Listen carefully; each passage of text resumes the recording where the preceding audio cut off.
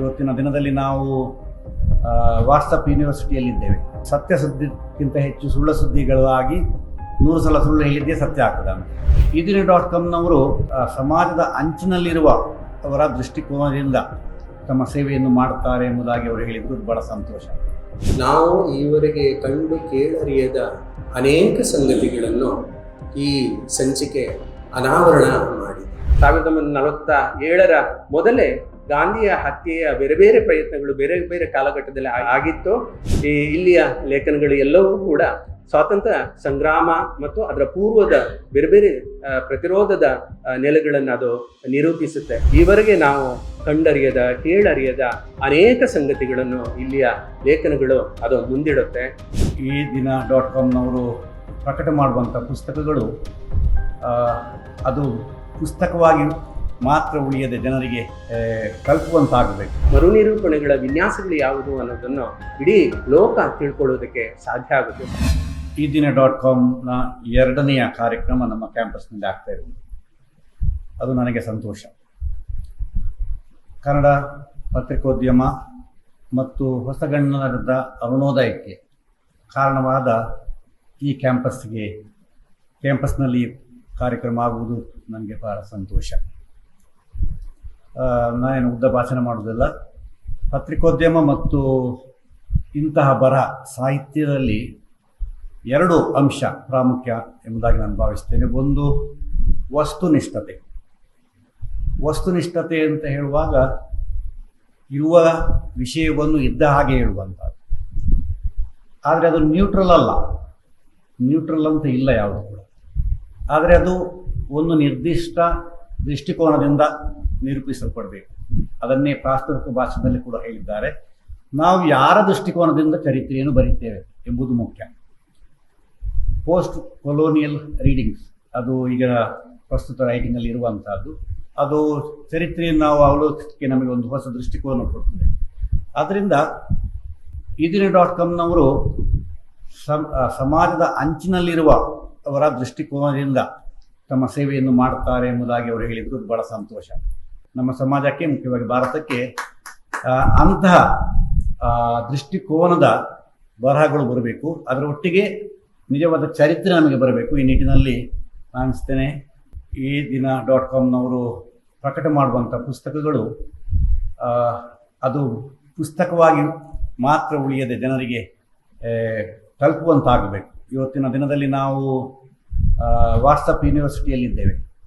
ಅಂದರೆ ಸತ್ಯ ಸುದ್ದಿಗಿಂತ ಹೆಚ್ಚು ಸುಳ್ಳು ಸುದ್ದಿಗಳಾಗಿ 100 ಸಲ ಸುಳ್ಳು ಹೇಳಿದ್ದೇ ಸತ್ಯ ಆಗ್ತದೆ. ಆಮೇಲೆ ಇದರ ಮಧ್ಯದಲ್ಲಿ ಇಂತಹ ಬರಹಗಳು ಮತ್ತು ಪತ್ರಿಕೋದ್ಯಮದ ಕರ್ತವ್ಯ ಅದು ಈ 2 ವಿಷಯಗಳನ್ನು ಒಳಗೊಂಡು ಜನರನ್ನು ತಲುಪಿಸುವಂಥ ಈ ದಿಸೆಯಲ್ಲಿ ಮುಂದಿನ EDN.comನವರ ಎಲ್ಲ ಪ್ರಯತ್ನಗಳು ಕಂಡು ಬರಲಿ ಎಂಬುದಾಗಿ ಹಾರೈಸಿ ನನ್ನ 2 ಮಾತುಗಳನ್ನು ಮುಗಿಸ್ತೇನೆ. 100% ಶುದ್ಧ ಶ್ರೀಗಂಧ ಎಣ್ಣೆಯಿಂದ ತಯಾರಾಗಿದೆ. ಅಸಲಿ ಉತ್ತಮಿಕೆಯನ್ನು ಹೊಂದಿದೆ. ಮೈಸೂರು ಸ್ಯಾಂಡಲ್ ಸೋಪ್, ನನ್ನ ರಾಯಲ್ ಬ್ಯೂಟಿ ರಿಚುವಲ್. ಈ ಸಂಚಿಕೆ ಕೈ ಸೇರಿದ ಮೇಲೆ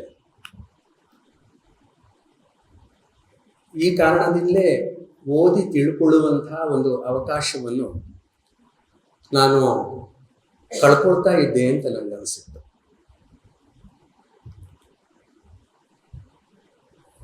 ಯಾಕಂದ್ರೆ ಇಲ್ಲಿಯ ಎಲ್ಲ ಲೇಖನಗಳು ಕೂಡ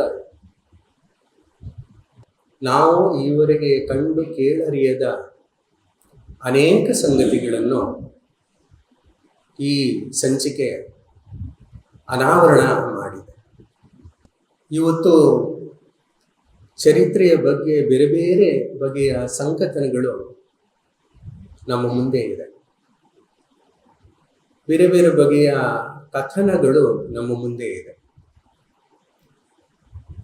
ಈ ಎಲ್ಲ ಸಂಕಥನಗಳು, ಕಥನಗಳು ಒಂದು ಮತೀಯತೆಯ ಎಡೆಯಲ್ಲಿ ನಿರೂಪಣೆಗೊಳ್ಳುವಾಗ ನಾವು ಅನೇಕ ಬಗೆಯ ಗೊಂದಲಗಳಿಗೆ, ಅನೇಕ ಬಗೆಯ ಸಮಸ್ಯೆಗಳಿಗೆ, ಅನೇಕ ಬಗೆಯ ಸವಾಲುಗಳಿಗೆ ನಾವು ಒಳಗಾಗಿದ್ದು ಕೂಡ ಇದೆ. ಯಾಕಂದ್ರೆ ಚರಿತ್ರೆ ಬರವಣಿಗೆಗಳು ಅವುಗಳು ಸರಳವಾಗಿ ಸಾಮಾನ್ಯವಾಗಿ ನಾವು ಅಂದುಕೊಳ್ಳುವುದು ಹೇಗೆಂದರೆ ಅದು ಗತಕ್ಕೆ ಸಂಬಂಧಪಟ್ಟಿದ್ದು ಅಂತ ಅನ್ಕೊಳ್ಳೋದು.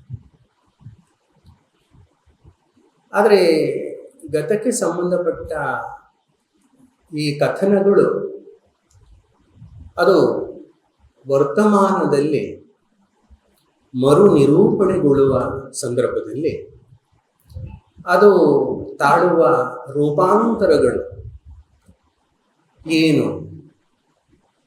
ಅನ್ನುವ ನೆಲೆಯಲ್ಲೇ ಚರಿತ್ರೆ ಅಂದರೆ ಅದು ಗತಕಥನ ಮಾತ್ರ ಅಲ್ಲ, ಅಥವಾ ಸ್ತಬ್ಧಗೊಂಡ ಒಂದು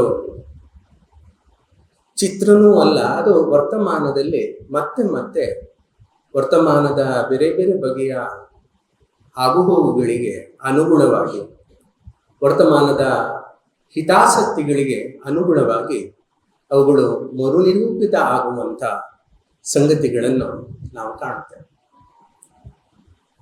ಸೊ ಹಾಗಾಗಿ ಈ ದಿನ .com ಒಂದು ವಿಶೇಷಾಂಕವಾಗಿ ತಂದಿರುವಂಥ ಜೈ ಹಿಂದ್ ಮತ್ತು ಜಯ ಕರ್ನಾಟಕ ಅನ್ನುವಂಥ ಈ ಸಂಚಿಕೆ ಈ ಹಿನ್ನೆಲೆಯಲ್ಲಿ ಬಹಳ ಮುಖ್ಯವಾದಂಥ ಒಂದು ಕೃತಿ ಅಂತ ನಾನು ಭಾವಿಸಿಕೊಂಡಿದ್ದೆ.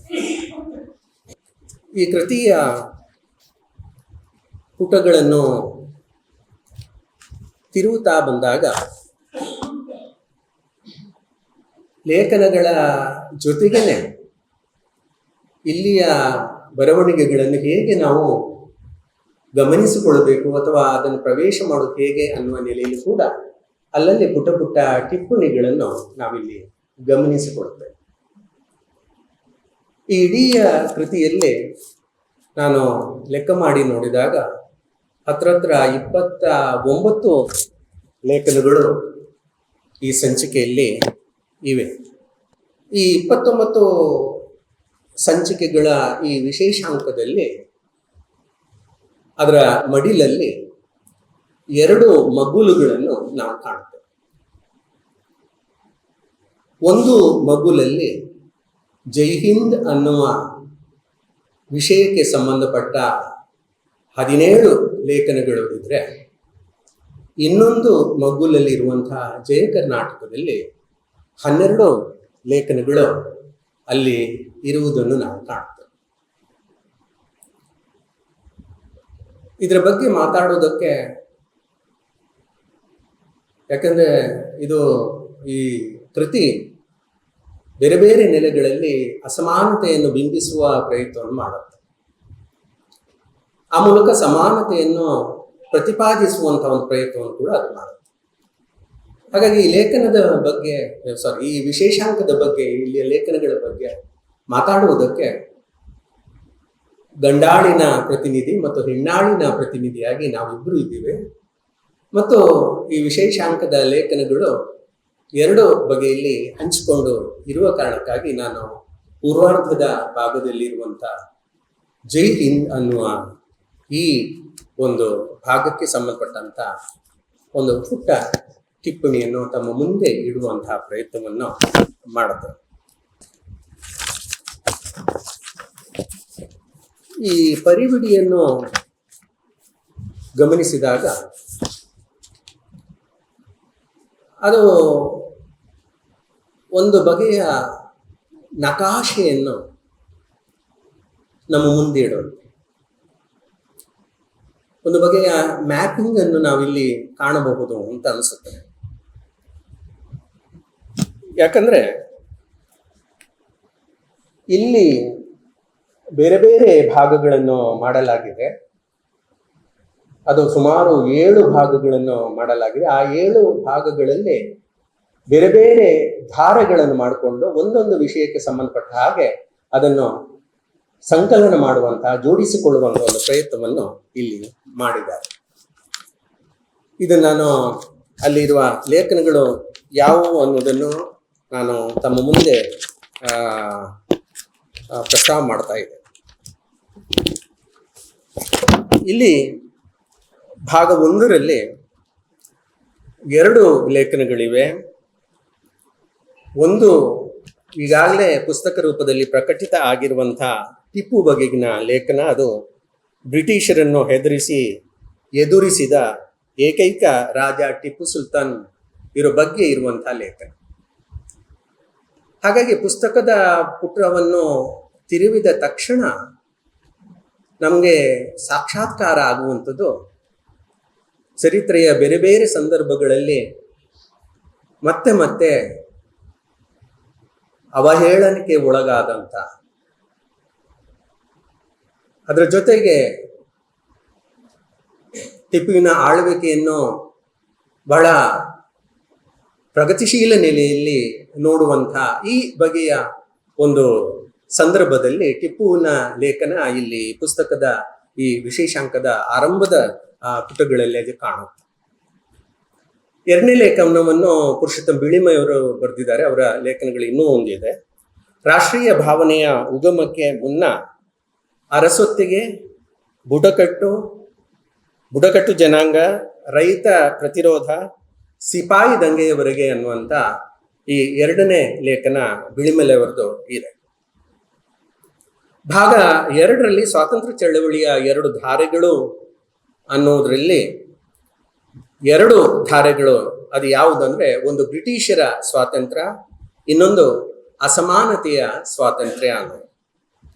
ಈ ಬ್ರಿಟಿಷರಿಂದ ಸ್ವಾತಂತ್ರ್ಯ ಅನ್ನುವ ಭಾಗದಲ್ಲಿ ಪ್ರೊಫೆಸರ್ ರಾಜಾರಾಮ್ ತೋಳ್ಪಾಡಿ ಮತ್ತು ಪ್ರೊಫೆಸರ್ ನಿತ್ಯಾನಂದ ಶೆಟ್ಟಿ ಅವರು ಬರೆದಿರುವಂಥ ಸ್ವಾತಂತ್ರ್ಯ ಸಾಧನೆಯ ಮೊದಲ ಹೆಜ್ಜೆಗಳು, ಸಿಪಾಯಿ ದಂಗೆಯ ನಂತರ ಗಾಂಧೀಜಿಯವರ ಆಗಮನದವರೆಗೆ ಸಂಘಟನಾತ್ಮಕ ಚಳವಳಿಯತ್ತ ಅನ್ನುವಂಥ ಈ ಲೇಖನ. ಇನ್ನೊಂದು ಡಾಕ್ಟರ್ ಎ ನಾರಾಯಣ ಅವರು ಬರೆದಿರುವಂಥದ್ದು ಅಹಿಂಸಾ ಸಮರದ ಅಮರ ಚರಿತೆ, ಅಸಹಕಾರ, ಕಾನೂನು ಭಂಗ, ಭಾರತ ಬಿಟ್ಟು ತೊಲಗಿ ಅನ್ನುವಂಥ 2ನೇ ಲೇಖನ. 3ನೇದು ಸಶಸ್ತ್ರ ಸಂಗ್ರಾಮ ಮತ್ತೆ ಮತ್ತೆ ಸಿಡಿದ ಕ್ರಾಂತಿಕಾರಿ ಕಿಡಿಗಳು ಅನ್ನೋದು, ಇದು ಯತಿರಾಜ್ ಜಾಲಹಳ್ಳಿಯವರ ಲೇಖನ. ನಂತರದ 3 ಲೇಖನಗಳು ಅದು ಕರ್ನಾಟಕಕ್ಕೆ ಸಂಬಂಧಪಟ್ಟಿದ್ದು. ಒಂದು ವಿಜಯ ಪೂರ್ಣಜ್ಜ ತಮ್ಮಂಡ ಅವರು ಬರೆದಿರುವಂಥದ್ದು ಕರ್ನಾಟಕದಲ್ಲಿ ಸಶಸ್ತ್ರ ಹೋರಾಟಗಳು ಅನ್ನೋದು. ಆಮೇಲೆ ಬಿಳಿಮಲೆಯವರು ಬರೆದಿರುವಂತಹ ಇನ್ನೊಂದು ಲೇಖನ ಅದು ಅಮರ ಸುಳ್ಳಿಯ ದಂಗೆ. 3ನೇ ಲೇಖನ MB ಪದ್ಮಾ ಅವರು ಬರೆದಿರುವಂಥದ್ದು ಕರ್ನಾಟಕದಲ್ಲಿ ಸ್ವಾತಂತ್ರ್ಯ ಚಳವಳಿ ಅನ್ನೋದು. ಸೊ ಈ ಬಗೆಯಲ್ಲಿ ಇದು ಒಂದು ಕಡೆಯಲ್ಲಿ ದೇಶೀಯ ಸಂಗ್ರಾಮದ ಬಗ್ಗೆ, ದೇಶೀಯ ಸ್ವಾತಂತ್ರ್ಯ ಸಂಗ್ರಾಮದ ಬಗೆಗಿನ ಲೇಖನಗಳನ್ನು ಒಳಗೊಂಡ್ರೆ, ಇನ್ನೊಂದು ಕರ್ನಾಟಕದ ಸ್ವಾತಂತ್ರ್ಯ ಸಂಗ್ರಾಮಕ್ಕೆ ಸಂಬಂಧಪಟ್ಟಂತಹ ಲೇಖನಗಳನ್ನು ಕೂಡ ಇದು ಒಳಗೊಂಡಿರುವುದನ್ನು ನಾವು ಕಾಣುತ್ತೇವೆ.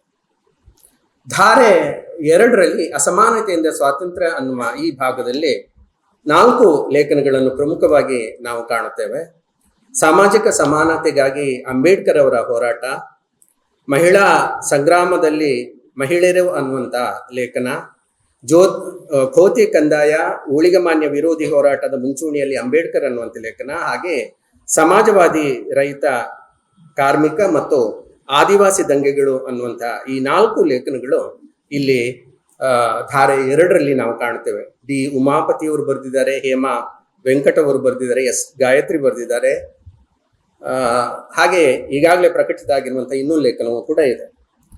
ಭಾಗ 3 ಮತ್ತು 4ರಲ್ಲಿ 2 ಲೇಖನಗಳಿವೆ. ಆ 2 ಲೇಖನಗಳು ಕೂಡ ಭಾಗ 3ರಲ್ಲಿ 2 ಧಾರೆಗಳಿಗೆ ವಿರುದ್ಧವಾಗಿರುವಂಥ ಮತೀಯ ಧಾರೆ, ಆಮೇಲೆ ಭಾಗ 4ರಲ್ಲಿ ಎಲ್ಲವನ್ನೂ ಒಳಗೊಳ್ಳುವ ರಾಷ್ಟ್ರವಾದ ಅನ್ನುವಂಥ ಈ 2 ಭಾಗಗಳಲ್ಲಿ ಒಂದು ಡಾಕ್ಟರ್ ಎ ನಾರಾಯಣ ಅವರು ಬರೆದಿರುವಂತಹ ಸ್ವಾತಂತ್ರ್ಯ ಹೋರಾಟದ ವಿರುದ್ಧ ಸಮರ ಸಾರಿದ ಮತೀಯವಾದಿಗಳು ಮತ್ತು ಮತೀಯವಾದಿಗಳ ನಂಜಿಗೆ ಮಹಾತ್ಮನ ಬಲಿ, ಗಾಂಧಿ ಹತ್ಯೆ ಅನ್ನೋದು ಇದು ನಾರಾಯಣ ಬರೆದಿರುವಂತಹ 2 ಲೇಖನಗಳು. ಹಾಗೆಯೇ ಭಾಗ 4ರಲ್ಲಿ ಇರುವಂತಹ ಈ 2 ಲೇಖನಗಳು ಹಿಂದೂ ಮುಸ್ಲಿಮರ ಜಂಟಿ ಸಂಗ್ರಾಮ, ಒಡಕಿಗಿಂತ ಒಗ್ಗಟ್ಟೇ ಪ್ರಧಾನ ಧಾರೆ ಅನ್ನೋದು ಅದು ರಾಜಶೇಖರ ಅಕ್ಕಿಯವರು ಬರೆದಿರುವಂಥದ್ದು. ಇನ್ನೊಂದು ಸ್ವಾತಂತ್ರ್ಯ ಚಳವಳಿಯಲ್ಲಿ ಬೆಳೆದ ರಾಷ್ಟ್ರೀಯತೆ, ಇದು ಭಾರತೀಯ ರಾಷ್ಟ್ರವಾದ ಮತ್ತು ಮತೀಯವಾದಿಗಳ ನಕಲು ರಾಷ್ಟ್ರವಾದ, ಇದು ಯೋಗೇಂದ್ರ ಯಾದವ್ ಅವರ ಲೇಖನ. ಬಹಳ ಮುಖ್ಯವಾಗಿ ಇಲ್ಲಿ ಈ 1907ರಲ್ಲಿ ಹಿಂದೂ ಆರಂಭ ಆಗುತ್ತೆ, ಆಮೇಲೆ ಮುಸ್ಲಿಂ ಯುಗ ಆರಂಭ ಆಗುತ್ತೆ. ಇಬ್ಬರೂ ಕೂಡ ಪಾಕಿಸ್ತಾನ ಬೇಕು ಅನ್ನುವಂತಹ ಬೇಡಿಕೆಯನ್ನು ಮುಸ್ಲಿಮರು ಇಡ್ತಾರೆ ಸ್ವಾತಂತ್ರ್ಯ ಸಮಯದ ಸಂದರ್ಭದಲ್ಲೇ. ಆಮೇಲೆ ಈ ಹಿಂದೂಗಳು ಕೂಡ ಬ್ರಿಟಿಷರು ಅವರು ಏನು ನಮಗೆ ಅನ್ಯಾಯ ಮಾಡ್ಬೋದು, ನಮ್ಮ ಹಿಂದೂ ರಾಷ್ಟ್ರವನ್ನು ಅನ್ಯಾಯ ಮಾಡ್ಬೋದು ಅನ್ನೋದು ಕೂಡ ಇರುತ್ತೆ. ಆಮೇಲೆ ಬ್ರಿಟಿಷರನ್ನು ಎರಡೂ ಸಮುದಾಯಗಳು ಕೂಡ ಒಪ್ಪುವ ಹಾಗೆ ಅವರು ಬೇರೆ ಬೇರೆ ಬಗೆಯ ಕಥನಗಳನ್ನು ಮಾಡ್ತಾರೆ. ಸೊ ಈ ರೀತಿಯಲ್ಲಿ ಈ ಸ್ವಾತಂತ್ರ್ಯ ಸಂಗ್ರಾಮದ ಅಥವಾ ಗಾಂಧಿ ಸಂದರ್ಭದ ಈ ಕಥನಗಳನ್ನು ಎಲ್ಲವನ್ನೂ ಕೂಡ ನಾವು ಗಮನಿಸ್ತೇವೆ. ಬಹುಶಃ ಗಾಂಧಿಯ ಕೊಲೆ ಇದು 1948ರಲ್ಲಿ ಅದು ನಡೆದರೂ ಕೂಡ ಅದು ಮುಖ್ಯವಾಗಿ ಒಂದು 5ನೇಯ ಪ್ರಯತ್ನವಾಗಿ ಗಾಂಧಿಯ ಕೊಲೆ ನಡೆಯುತ್ತೆ. ಯಾಕಂದ್ರೆ ಅದರ ಪೂರ್ವದಲ್ಲೇ 1934ರಿಂದ ಸುಮಾರು 1948ರವರೆಗೆ ಒಂದು 5 ಬಾರಿ ಈ ಸಂಘ ಪರಿವಾರ ಅದನ್ನು ಪ್ರಯತ್ನ ಮಾಡುತ್ತೆ. ಅದರಲ್ಲಿ ಅವರು ಫಲಶಾಲಿಗಳು ಆಗುವುದಿಲ್ಲ. ಆ ಎಲ್ಲ ಅಂಶಗಳನ್ನು ಈ ವಿಶೇಷಾಂಕ ನಮ್ಮ ಮುಂದೆ ಇಡುತ್ತೆ. ಸೊ ಈ ರೀತಿಯಲ್ಲಿ ಅಂದ್ರೆ ಗಾಂಧಿಯ ಈ ಕೊಲೆಯ ಬಗ್ಗೆ ಇವರು ಏನು ಕಾರಣ ಕೊಡ್ತಾರೆ ಅಂದ್ರೆ ದೇಶ ವಿಭಜನೆಯ ಕಾರಣವನ್ನು ಕೊಡ್ತಾರೆ. ಆದ್ರೆ ದೇಶ ವಿಭಜನೆ ಆಗುವ ಮೊದಲೇ 1947ರ ಮೊದಲೇ ಗಾಂಧಿಯ ಹತ್ಯೆಯ ಬೇರೆ ಬೇರೆ ಪ್ರಯತ್ನಗಳು ಬೇರೆ ಬೇರೆ ಕಾಲಘಟ್ಟದಲ್ಲಿ ಆಗಿತ್ತು ಮತ್ತು ಗಾಂಧಿಯ ಕೊಲೆಗೆ ಇದೊಂದು ಕಾರಣ ಅಲ್ಲ ಅನ್ನೋದನ್ನು ಇಲ್ಲಿ ಲೇಖಕರು ಪ್ರಸ್ತಾವ ಮಾಡ್ತಾರೆ. ಯಾಕಂದ್ರೆ ಒಂದು ಹಿಂದೂ ರಾಷ್ಟ್ರವನ್ನು ನಿರ್ಮಾಣ ಮಾಡಬೇಕು ಅನ್ನುವ ಒಂದು ಉದ್ದೇಶ ಅವರಲ್ಲಿ ಇರುತ್ತೆ. ಹೆಗಡೆ ಅವರು ಒಂದು ಪುಸ್ತಕವನ್ನು ಕೂಡ ಇದರ ಬಗ್ಗೆ ಬರೀತಾರೆ. ಯಾಕಂದ್ರೆ ಈ ರಾಷ್ಟ್ರ ಅದು ಹಿಂದೂಗಳ ರಾಷ್ಟ್ರ ಮತ್ತು ಹಿಂದೂಗಳಿಗೇನೆ ಆ ರಾಷ್ಟ್ರ ಇರಬೇಕು ಅಂತ ಆ ತರದ ಒಂದು ನಿರೂಪಣೆಗಳನ್ನೆಲ್ಲವೂ ಕೂಡ ಮಾಡೋದನ್ನು ನಾವು ಇಲ್ಲಿ ಕಾಣ್ತೇವೆ. ಸೊ ಈ ರೀತಿಯಲ್ಲಿ ಇಲ್ಲಿಯ ಲೇಖನಗಳು ಎಲ್ಲವೂ ಕೂಡ ಸ್ವಾತಂತ್ರ್ಯ ಸಂಗ್ರಾಮ ಮತ್ತು ಅದರ ಪೂರ್ವದ ಬೇರೆ ಬೇರೆ ಪ್ರತಿರೋಧದ ನೆಲೆಗಳನ್ನು ಅದು ನಿರೂಪಿಸುತ್ತೆ. ಮುಂದೆ ಅಂಬೇಡ್ಕರ್ ಅವರು ಕೂಡ ಸ್ವಾತಂತ್ರ್ಯದ ಈ ಹೋರಾಟದಲ್ಲಿ ಅವರು ಹೇಗೆ ಅಸಮಾಧಾನವನ್ನು ತೋರಿಸ್ತಾರೆ. ಯಾಕಂದ್ರೆ ಜಾತಿ ವಿನಾಶವನ್ನು ಅಂಬೇಡ್ಕರ್ ಅವರು ಮುಂದಿಡ್ತಾರೆ. ರಾಜಕೀಯ ಸ್ವಾತಂತ್ರ್ಯಕ್ಕಿಂತ ಹೆಚ್ಚಾಗಿ ಸಾಮಾಜಿಕವಾದಂತಹ ಸ್ವಾತಂತ್ರ್ಯ, ಆರ್ಥಿಕವಾದಂತಹ ಸ್ವಾತಂತ್ರ್ಯ ಅದು ಬಹಳ ಮುಖ್ಯ ಅಂತ ಹೇಳಿ ಅಂಬೇಡ್ಕರ್ ಅವರು ಅದನ್ನು ಪ್ರತಿಪಾದಿಸ್ತಾರೆ. ಆಮೇಲೆ ಸಶಸ್ತ್ರ ಹೋರಾಟಗಳೆಲ್ಲ ಕೂಡ ಅದು ನೇತಾಜಿ ಬೋಸ್ ಇರ್ಬೋದು. ಆಮೇಲೆ ಹೆಣ್ಮಕ್ಕಳು ಸೈನ್ಯವನ್ನು ಕಟ್ಟಿಕೊಳ್ಳುವಂತ ನೇತಾಜಿ ಅವರು ದೇಶದ ಒಳಗಡೆ ಮತ್ತು ದೇಶದ ಹೊರಗಡೆ ಕೂಡ ಎಲ್ಲರನ್ನು ಸೇರಿಸಿ ಸೈನ್ಯವನ್ನು ಕಟ್ಕೊಳ್ತಾರೆ.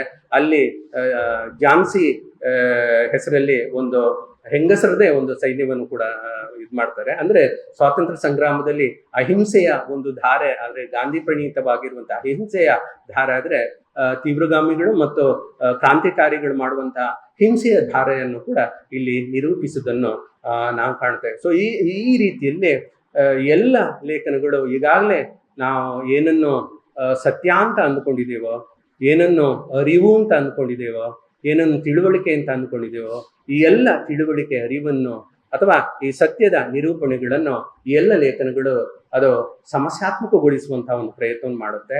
ಮತ್ತು ಈವರೆಗೆ ನಾವು ಕಂಡರಿಯದ ಕೇಳರಿಯದ ಅನೇಕ ಸಂಗತಿಗಳನ್ನು ಇಲ್ಲಿಯ ಲೇಖನಗಳು ಅದು ಮುಂದಿಡುತ್ತೆ.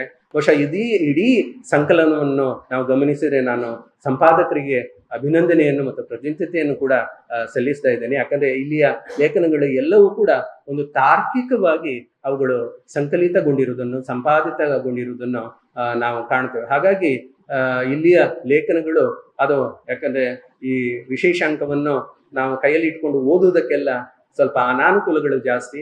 ಒಂದು ಪುಸ್ತಕದ ರೂಪದಲ್ಲಿ ಇದು ಬಂದ್ರೆ ಮತ್ತು ಇದು ಕೇವಲ ಕನ್ನಡದಲ್ಲಿ ಮಾತ್ರ ಇರುವಂಥದ್ದಲ್ಲ, ಇದು ಬೇರೆ ಭಾಷೆಗಳಿಗೂ ಕೂಡ ಅನುವಾದ ಆದ್ರೆ, ಅದು ಇಂಗ್ಲಿಷಿಗೂ ಅನುವಾದ ಆದ್ರೆ ಈ ನಮ್ಮ ಚರಿತ್ರೆ ಅಂತ ನಾವು ಏನನ್ನು ಅಂದುಕೊಂಡಿದೆಯೋ ಅದರ ಕಸರತ್ತುಗಳು ಏನು, ಅದರ ಹಿತಾಸಕ್ತಿಗಳು ಏನು, ಅದರ ಮರುನಿರೂಪಣೆಗಳ ವಿನ್ಯಾಸಗಳು ಯಾವುದು ಅನ್ನೋದನ್ನು ಇಡೀ ಲೋಕ ತಿಳ್ಕೊಳ್ಳೋದಕ್ಕೆ ಸಾಧ್ಯ ಆಗುತ್ತೆ. ಸೊ ಹಾಗಾಗಿ ಕನ್ನಡದಲ್ಲಿ ಬಂದಿರುವಂತಹ ಈ ಒಂದು ಕೃತಿ ಅದು ಬೇರೆ ಭಾಷೆಗಳಲ್ಲಿ ಕೂಡ ಬರಬೇಕು. ಮತ್ತಷ್ಟು ವಿಶೇಷ ವಿಡಿಯೋಗಳನ್ನು ನೋಡಲು ಮತ್ತು ಹೊಸ ವಿಡಿಯೋಗಳ ಬಗ್ಗೆ ತಿಳಿಯಲು ಈ ದಿನ .com ಯೂಟ್ಯೂಬ್ ಚಾನೆಲ್ ಸಬ್ಸ್ಕ್ರೈಬ್ ಮಾಡಿ ಮತ್ತು ಬೆಲ್ ಐಕಾನ್ ಕ್ಲಿಕ್ ಮಾಡಿ.